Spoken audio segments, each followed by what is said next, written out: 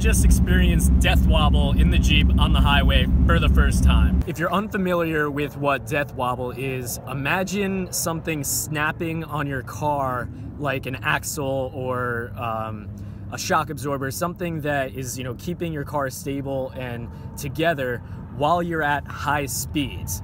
You know, you would start to rock around, you know, wobble and feel as if you're losing control.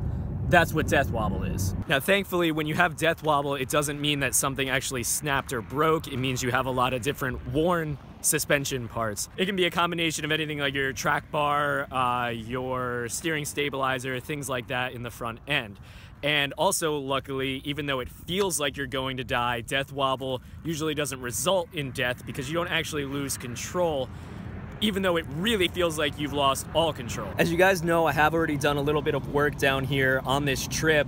I actually replaced the shocks on both sides, but you also might remember that I went to the shop and got a long list of front end parts that they said needed to be replaced. Now, although I think they did exaggerate a little bit on everything that needed to be done since the bill was thousands of dollars, I do know that my track bar and my steering stabilizer are definitely old and they are definitely worn. So I'm going to get those as soon as possible. I know that you can get affordable ones and I can get them shipped to my P.O. box because I'm actually headed back to Arizona. That's the next thing I need to tell you guys. I got woken up by a police officer once again while I was sleeping in San Diego, and it just started to kind of get to me, feeling as if I was not really welcome in this place, which I know San Diego makes it clear that they don't like van dwellers there. So I'm not blaming anybody, but I got tired of it and I wanted to get out of there. Now, I actually have a few packages back at my P.O. box that I had in Phoenix that I was considering having forwarded to an address in California, but I didn't have a P.O. box or anything like that in California. So I'm actually gonna head back to Phoenix and pick up my packages. Yesterday, right after I made this decision, I actually heard back from Gem and Jam Festival, which is a music festival happening in Tucson, Arizona, which is about an hour south of Phoenix, if I'm correct on that. And that is happening next week, and they want me to come and volunteer for a free ticket to, I think it's 4 days, 4 entire days of the festival, which is going to be an awesome experience. And I reached out to Pat, who you guys know from the Subaru video, because he is in Tucson, and I asked him if he wanted to join and do the whole volunteering thing with me. He said yes right away. I forwarded his information to the volunteer coordinator and waiting to hear back to see if we can get him in there as well, and then him and I can, you know, camp and volunteer together and do that whole thing together, which will be awesome. So one positive of being in Arizona is that I already have the P.O. box set up, so I can get some suspension parts shipped there. And another really big positive is that I have Pat there.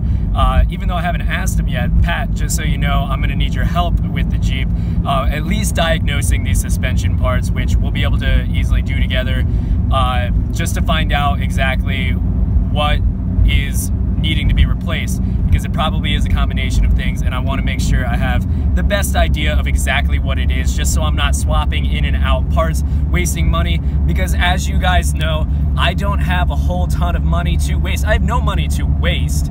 Obviously it won't be a waste to keep the Jeep on the road and get rid of this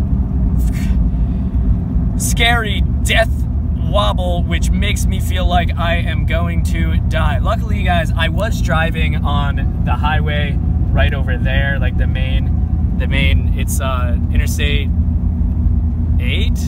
It might be Interstate 8.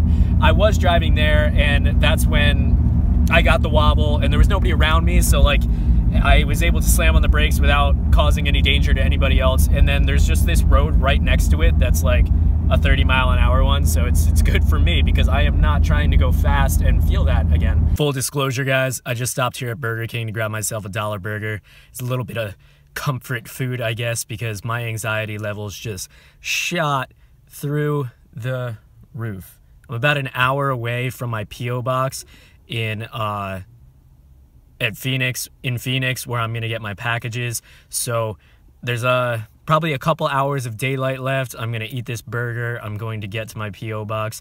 Once I get that, I'm gonna go to my favorite Planet Fitness in Phoenix that I used to go to all the time when I was working at Amazon, and get a workout in, get a shower, and just get to sleep. Okay guys, it's the next day because when I got here to Phoenix last night, the post office was already closed, so I couldn't pick up my packages. So I hit Planet Fitness and I just went to bed, passed out. Now it is the morning time. I'm here, I'm at the post office. Hopefully my packages are gonna be here. I have retrieved my packages. If you guys are interested what these packages are, what the contents are, make sure you come back tomorrow for tomorrow's video. I'm going to wrap this one up right here so I can sort of just start filming for today to make a video for tomorrow. But you know, just huge thank you to you guys for watching. Huge thank you to all of my patrons on Patreon. Right now, where my subscriber count sits right now is 954.